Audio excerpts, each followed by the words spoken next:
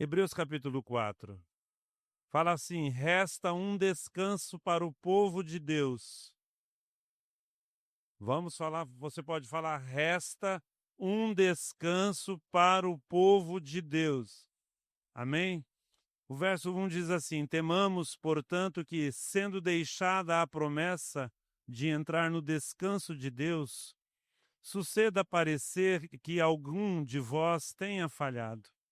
Porque também a nós foram anunciadas as boas novas, como se deu com eles, mas a palavra que ouviram não lhes aproveitou, visto não ter sido acompanhada pela fé naqueles que a ouviram. Nós, porém, cremos e entramos no descanso, conforme Deus tem dito: assim é a minha ira, não entrarão no meu descanso, embora certamente as obras estivessem concluídas desde a fundação do mundo. Porque em certo lugar assim disse, no tocante ao sétimo dia: e descansou Deus no sétimo dia de todas as obras que fizera. E novamente, no mesmo lugar, não entrarão no meu descanso, visto, portanto, que resta entrarem alguns nele, e que, por causa da desobediência, não entraram aqueles aos quais anteriormente foram anunciadas as boas novas. De novo determina certo dia, hoje, falando por Davi, muito tempo depois, segundo antes fora declarado: hoje, se ouvirdes a sua voz, não endureçais o vosso coração. Ora, se Josué lhes houvesse dado descanso, não falaria posteriormente a respeito de outro dia. Portanto, resta um repouso para o povo de Deus, porque aquele que entrou no descanso de Deus, também ele mesmo descansou de suas obras, como Deus das suas. Esforcemo-nos, pois, por entrar naquele descanso, a fim de que ninguém caia segundo o mesmo exemplo de desobediência, porque a palavra de Deus é viva e eficaz e mais cortante do que qualquer espada de dois gumes, e penetra ao ponto de dividir alma e espírito, juntas e medulas, e é apta para discernir os pensamentos e propósitos do coração. E não há criatura que não seja manifesta na sua presença. Pelo contrário, todas as coisas estão descobertas e patentes aos olhos daquele a quem temos de prestar contas. Pai, aqui está a tua palavra, santifica essa palavra no nosso coração. Que essa palavra se torne viva dentro de nós e ela produza o seu fruto, Pai. Louvado seja o teu nome. Santifica essa palavra agora aos nossos corações, aos nossos ouvidos, no nome de Jesus, no nome de Jesus. Que alegria trazer essa palavra no dia da ceia do Senhor. Tem tudo a ver essa palavra com a ceia do Senhor. Aquele povo que foi falado aqui, temamos, portanto, sendo deixada a promessa, de entrar no descanso do Senhor. Não suceda parecer que algum de vós tenha falhado, porque também a nós, fala, também a nós, também a mim, foi anunciada as boas novas, como se deu a eles, aquele povo lá que estava 430 anos escravos no Egito. Já pensou? 430 anos, uma nação escravizada, sofrida, exausta de trabalho, a opressão, não é? Tudo aquilo que pode ocorrer a alguém que trabalha 16 horas, 12 horas, amassando barro, fazendo tijolos, não tinha ergonomia, não tinha os como fala, a segurança do trabalho ali protegendo.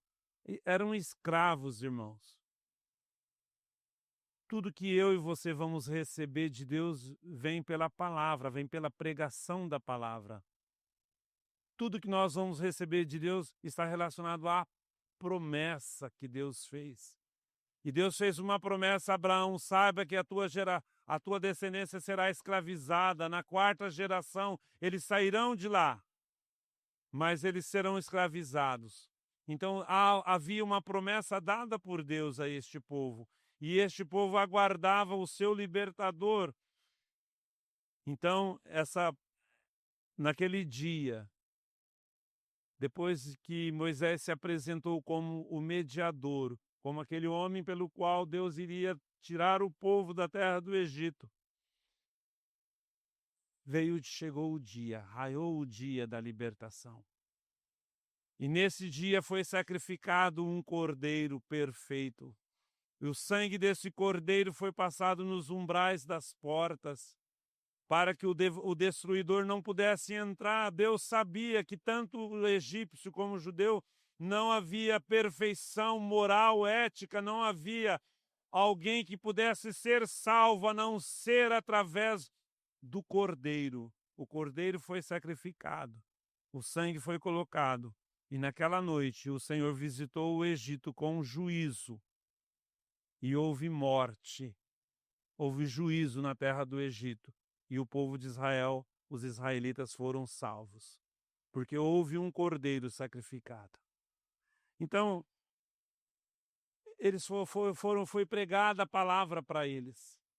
E uma geração incrédula e perversa quer sinais. Aqui fala que houve desobediência, que eles não entraram no descanso. Aquela geração que viu o rio Nilo se tornar sangue, aquela geração que presenciou todas aquelas pragas, foi a geração que morreu no deserto. Eu tenho uma música da Aline Barros que diz: o deserto não é o meu lugar. Mas a palavra profética diz assim, que Deus levou o seu povo ao deserto para falar-lhe ao coração. Então, meu irmão, não tema o deserto, porque se o Senhor está com você, vai ter água. Se o Senhor está com você, vai ter maná que vai te alimentar. A presença de Deus se manifestará. Haverá uma coluna de nuvem trazendo sombra, ar refrigerado, e a noite não será fria, a noite será aquecida pela tocha. Não há lugar ruim quando a presença de Deus está com você. Então não tema o deserto. É tempo de Deus falar sim. O deserto fala de lugar de escassez. Sim, o deserto fala de lugar de luta. Sim, o deserto fala lugar de privação. Sim, mas o deserto fala da presença de Deus. Fala que Deus estará com você e Ele será o seu guia neste deserto. Essa geração que viu todos os atos portentosos de Deus, foi a geração que desobedeceu, foi a geração, o ato de desobediência que foi incredulidade. No capítulo 3 diz assim, o verso 10, capítulo 3 de Hebreus: estes erram no coração, eles também não conhecem os meus caminhos. Assim jurei na minha ira, não entrarão no meu descanso. Irmãos, não adianta ter nome na igreja, não adianta ter sido batizado. Nós estamos dando curso de batismo, justamente para você saber que o batismo fala da obra redentora. O que o batismo tem a ver com a obra redentora? Tudo é explicado. Não adianta você estar com um nome se o teu nome não está no céu, se o teu nome não está escrito no livro da vida, se você não passou pela obra do novo nascimento. Porque você vai ser como esses. Qual foi o pecado de desobediência? O verso 12 do capítulo 13 declara: tendo cuidado, irmãos, jamais aconteça haver em qualquer de vós perverso coração de incredulidade que vos afaste do Deus vivo. O pecado deles foi a incredulidade, eles não creram. Então não peça para ver sinais, não peça para ver sinais. Leia a palavra, come a palavra. Aqui no capítulo 4 diz a maneira pela qual você alcançará as promessas, porque a palavra de Deus é viva, ela é eficaz, ela é mais cortante do que qualquer espada de dois gumes. A palavra de Deus penetra até o ponto de dividir, aleluia, a alma e o espírito. A palavra de Deus fala, olha, aqui começa a alma, aqui começa o espírito. Divide alma e espírito. A palavra de Deus quer dizer, vai dizer para você o que é a alma, o que é sentimento, o que é emoção. Mas a palavra de Deus também vai falar, aqui há a presença do espírito. Mas a palavra de Deus também, ela toca nas juntas e medulas. A palavra de Deus operará poderosamente no seu corpo. É a palavra de Deus que é viva. Ela é eficaz, ela é eficiente. E se você estiver em confusão, e se estiver em dúvida, a palavra de Deus ela é apta para discernir pensamentos e o propósito que está no teu coração. Não há nada encoberto diante da palavra de Deus. Então, quando você tem um encontro com a palavra de Deus, você vai ver os sinais, sim, porque os sinais acompanharão, mas a tua fé não será firmada nos sinais, mas será firmada naquele que faz os sinais, que é Deus. Amém? E aqui no verso 18 diz assim, contra quem jurou que não entrariam no seu descanso, senão contra os que foram desobedientes. Vemos, pois, que não puderam entrar por causa da incredulidade. E a incredulidade, irmãos, é algo que mina, é algo que perverte o coração do homem. Aquele povo lá reunido com Moisés, lá, Deus falou para Moisés, olha, na primeira vez você tocou na rocha e a rocha deu água. Agora, na segunda vez, você vai falar para a rocha e a rocha vai dar água. Você vai falar, aquela rocha prefigura Cristo. E Moisés estava tão irritado com aquele povo falando, consumindo as suas energias, consumindo a sua paciência. Ele feriu a rocha. E Deus repreendeu Moisés e falou assim, olha, você feriu porque você não creu. A incredulidade chegou também até Moisés, o líder. Então toma cuidado com a incredulidade. Toma cuidado com a incredulidade. Ela vai fazer com que você perca o descanso. O que é o descanso? A Bíblia fala que Deus também descansou, né? E é tão interessante isso, que Deus é espírito, o espírito não se cansa, mas fala que Deus fechou um ciclo. Ele descansou de todas as obras, de todas, fala todas as obras, até a obra da redenção, porque o sangue de Jesus foi conhecido antes da fundação do mundo. Havia uma provisão, Deus trabalhou. Eu falo assim porque Jesus falou, meu Pai trabalha até hoje. O nosso Deus trabalha até hoje, Ele está trabalhando. Você pensa que manter você, você dá trabalho para Deus. Eu dou trabalho para Deus. Você dá trabalho para Deus. Fala para o teu irmão, não dê trabalho para Deus. Creia. Você vai dar menos trabalho quando você crê. Quando você crê, você vai dar menos trabalho. Amém? Louvado seja Deus. Então, esse povo que saiu da terra do Egito, num percurso que levaria 2 meses, duraram 40 anos. Porque Deus falou para Josué assim, manda espias, falou para Moisés, manda espias para espiar a terra. 12, um de cada tribo. 10 falaram que Deus não poderia fazê-los possuir a terra, porque lá havia gigantes. Lá havia gigantes. E eles se viram como insetos diante daqueles homens. Mas Josué e Caleb falou, não, Deus vai fazer com que nós entremos no descanso. Deus fez a obra em Cristo Jesus. Você entrará no descanso. Eu quero falar para você o seguinte, lá no Velho Testamento, aquela terra prometida, Moisés, a terra prometida, era uma figura do que aconteceria em Cristo.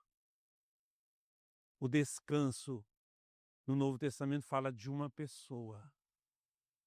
Quando Jesus olhou para aquela mulher samaritana, ele falou assim, essa água que você está tomando, ela vai fazer com que você tenha sede de novo. Mas a água que eu lhe der, essa saciará a sua sede. Então, eu gosto de pensar na questão do descanso. Quando eu falei que eu e você damos trabalho para Deus, é que eu e você elegemos tantas prioridades na nossa vida e chega um momento que tudo isso você vê que é nada. Como diz o livro de Eclesiastes, é correr atrás do vento. Você consegue pegar o vento? Não consegue. Nem a Dilma consegue pegar vento e estocar vento. Amém? É só para dar vamos aliviar. Mas você não consegue pegar o vento. É correr atrás do vento. Então, eu penso em três pessoas. Eu penso nessa mulher samaritana. Ela viveu uma vida correndo atrás de alguma coisa. Não havia descanso para essa mulher. Essa mulher já tinha tido 5 maridos e o que ela tem não era dela, Jesus falou. E o homem dá trabalho para a mulher, hein? Ela tinha tido mais que um. Jesus chamou aquela mulher à consciência de que a água que ele tinha, que era o próprio Jesus. Irmãos, você preste atenção numa coisa nessa conversa que Jesus teve com a mulher. Jesus, um dia, depois de algum tempo andando com os seus discípulos, ele falou: que dizem o povo acerca de mim? Quem que eu sou? Uns dizem que você é isso, aquilo outro. Uns dizem que você é Moisés, outros dizem que você é algum dos profetas. Mas vocês, quem dizeis que eu sou? Jesus esteve caminhando com aqueles homens durante algum tempo. Aqueles homens tinham conhecimento suficiente para dizer que Jesus era o Cristo, Filho de Deus. Mas eles não disseram. Pedro falou movido pelo Espírito, e Jesus, só por revelar quem era aquela mulher, qual era a história daquela mulher, aquela mulher creu que ele era o Cristo. Ela chegou no descanso.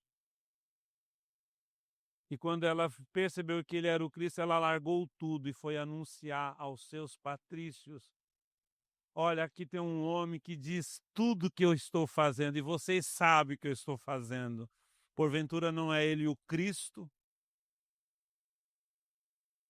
Outra pessoa que eu acho deveras importante é Zaqueu, um homem que pensou nas riquezas, na posição social, no status. Esse homem trabalhou, conseguiu inimizade com o seu povo, era um homem desprezado.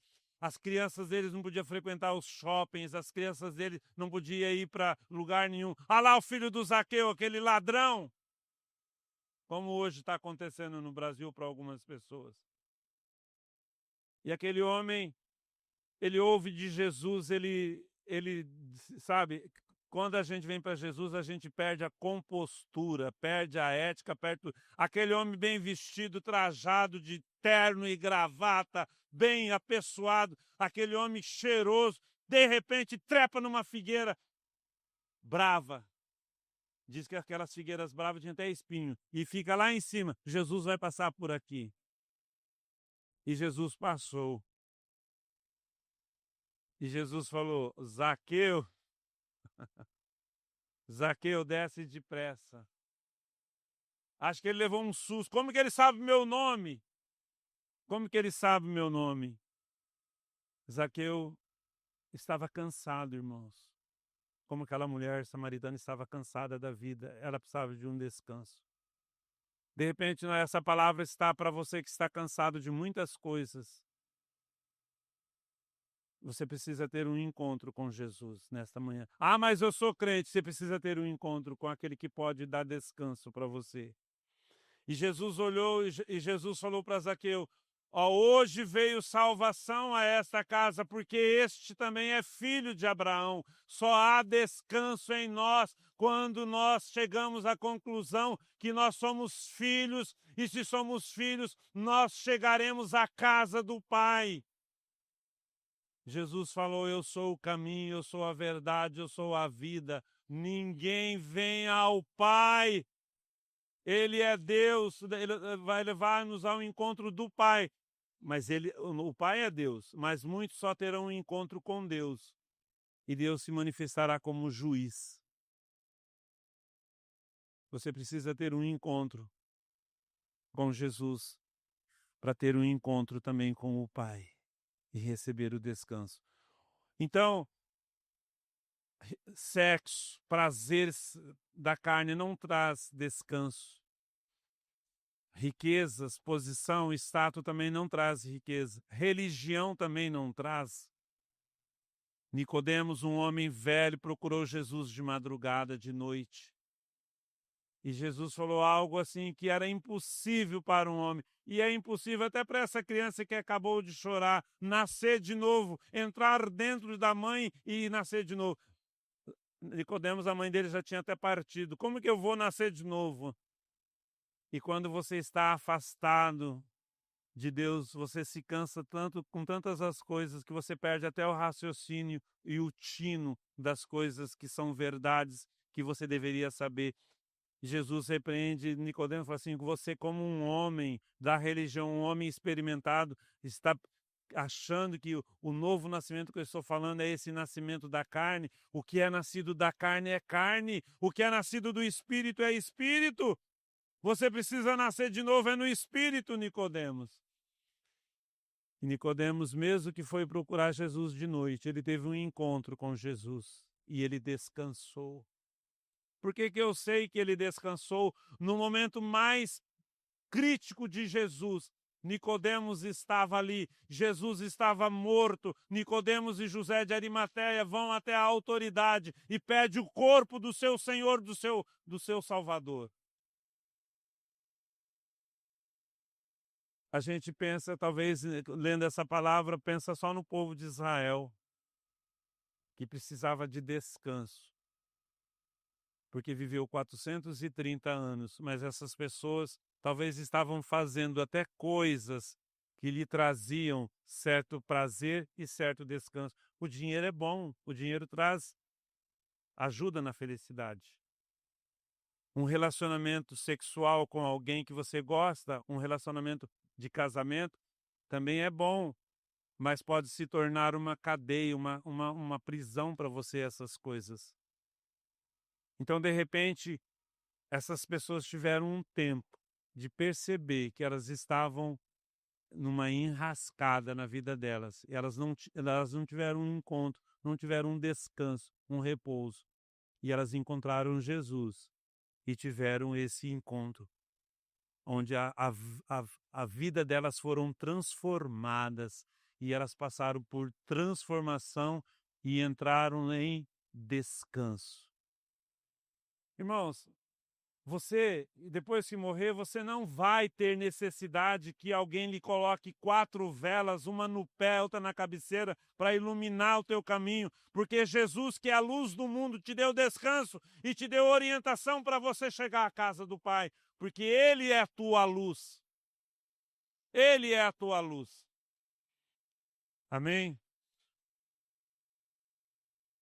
E quando a gente fala de descanso, eu penso muito nisso que Jesus falou em Mateus capítulo 11. Lá no Velho Testamento, o descanso estava facultado a eles saírem daquele lugar e tomar posse da terra prometida da Canaã. E mesmo lá eles teriam muita guerra, teriam que destruir muitas nações idólatras que viviam ali. E Deus falou: eu vou levar-vos e dar-vos descanso, essa promessa que Deus deu para Moisés. Mas teria um trabalho. O descanso deles estava facultado a um lugar.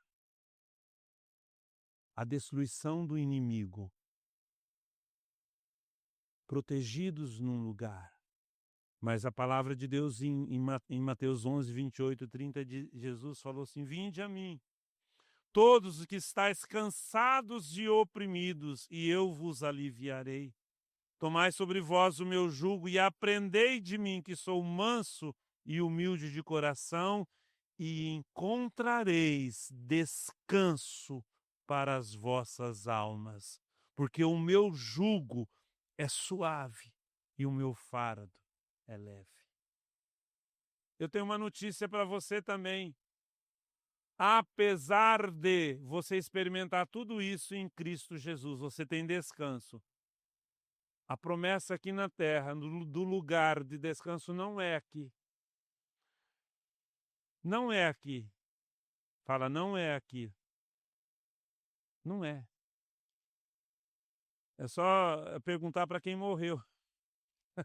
Não dá para perguntar, pastor, eles não vão dizer. O que a gente tem aqui é assim: se quiserdes e me ouvirdes, comereis o melhor dessa terra. Se você andar com Cristo, você vai comer o melhor dessa terra, porque a terra que Deus prometeu para eles manaria e mana. Nós que conhecemos Israel, mas sabemos que a terra mana leite e mel. É uma terra de fartura. Nós como crentes temos isso, mas o nosso descanso não é aqui. Miqueias capítulo 10, capítulo 2, o verso 10 diz assim: levantai-vos e andai, porque não é aqui o vosso descanso. Por que que não é aqui o nosso descanso? Eu não sei como que você está, eu não sei como que você está vivendo nesses dias, ou se de repente você faz parte daquele povo que não votou, que se omitiu, que não tomou uma posição, um povo que é morno. A Bíblia diz que nós devemos ser quente ou frio, nós devemos tomar posição e arcar depois com as consequências desta posição. Se foi uma posição certa, amém, fomos prejudicados, mas estamos certos. Se foi errada, peça perdão, mas não seja morno. Por que que não é aqui o nosso lugar de descanso? O profeta diz, por causa da imundícia que traz destruição. Sim, destruição enorme.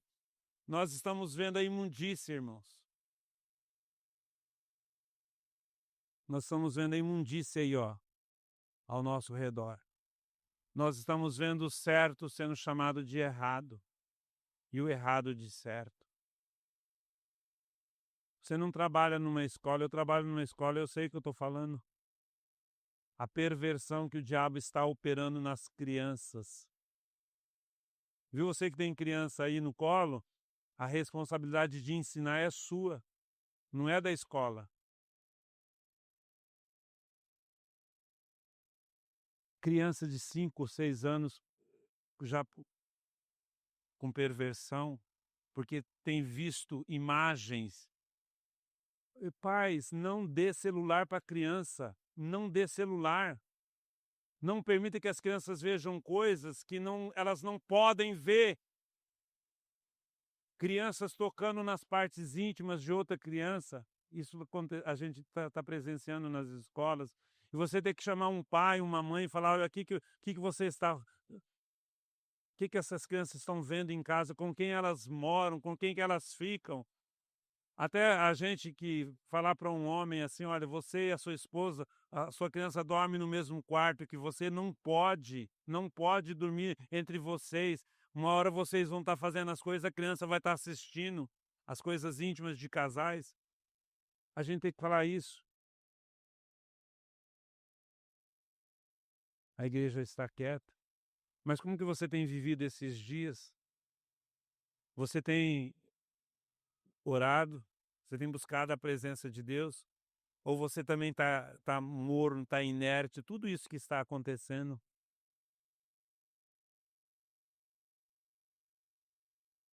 É tempo de estarmos em oração, porque Jesus está voltando para buscar o seu povo. Então, aqui Mateus, Jesus fala que nós só vamos encontrar descanso nele. Toda aquela obra de libertação do povo da terra do Egito é um tipo, é uma figura do que aconteceria em Cristo. Em Cristo nós temos paz com Deus. Em Cristo nós somos uma nova criação, nós nascemos de novo. Nós não só comemos, participamos do sacrifício, fomos incluídos na sua morte, mas também fomos nascidos de novo, fomos regenerados. Agora nós somos filhos de Deus, como João diz lá na sua primeira carta, e o que nós vamos ser vai ser manifesto quando ele vier em glória. Se aqui não é o descanso, onde é o descanso? Eu quero terminar. Não vou poder falar tudo que nós gostaríamos de falar, mas eu quero terminar com João capítulo 14.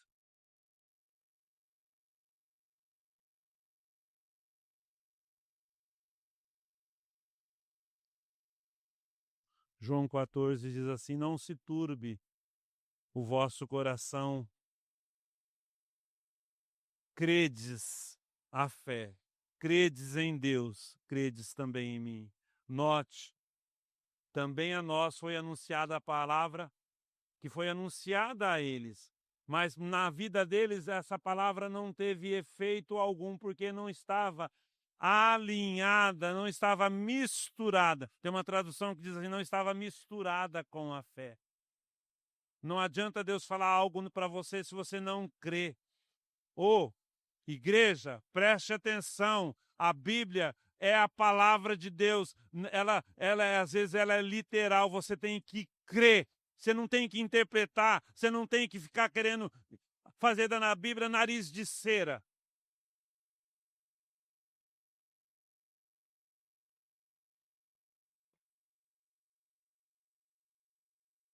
Se a Bíblia diz que um grande peixe engoliu Jonas, é isso que está lá, mas o único animal que poderia ter engolido Jonas era uma baleia, mas lá ele não passaria lá, porque a traqueia, sei lá o que lá... Não, a Bíblia fala que Deus preparou um peixe. Deus preparou um peixe. É Deus que prepara, é Deus que faz. Se Ele falou, está falado, é isso que aconteceu. Eu creio. Se foi Jonas que engoliu o peixe, também eu creio se a Bíblia dissesse isso. Maior é Deus do que qualquer coisa nessa terra. E o que Ele fala e o que Ele faz é perfeito. Então, você precisa crer. Não se turbe o vosso coração. Credes em Deus, crede também em mim. Na casa de meu Pai há muitas moradas. Se assim não fora, eu vou-lo teria dito, pois vou preparar-vos lugar. E quando eu for e vos preparar lugar, voltarei e vos receberei para mim mesmo, para que onde eu estou estejais vós também. É aqui que é o descanso. O descanso é estarmos com Deus. Enquanto não estamos com Deus, estamos na luta trabalhando e estamos tendo as nossas forças sendo renovadas, porque os que esperam no Senhor renovam as suas forças. Eles sobem como águias, né? Correm, não se cansam, não se fatigam, porque as suas forças são renovadas em Deus. Amém? Mas o descanso final é estarmos com Deus.